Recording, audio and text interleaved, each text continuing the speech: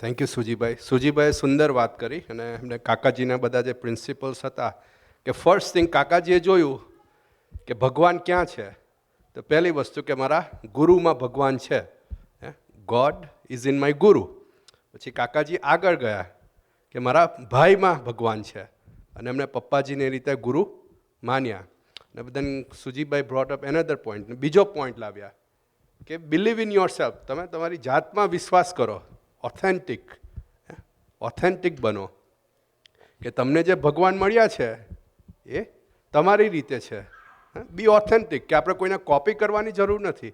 અને સુજીભાઈએ ઇસ્લામનો જે પ્રિન્સિપલ આપ્યો કે આપણે ક્રિશ્ચિયાનિટીનો પ્રિન્સિપલ આપ્યો કે એ લોકો એવી રીતે માનતા હોય કે અલ્લાહ જ is a saviour, Jesus Christ is the only lord, પણ that may be true for themselves or their religion and we don't have, આપણે એમની સાથે કંઈ એવી લેવા દેવા નથી.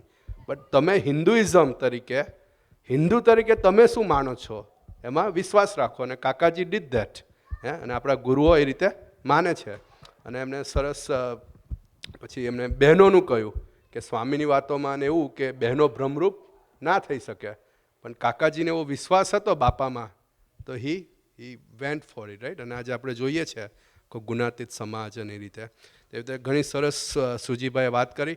હવે આપણે લંચ લઈશું અને ફરીથી આપણો પ્રોગ્રામ ગઈકાલનો જેવો જ હશે.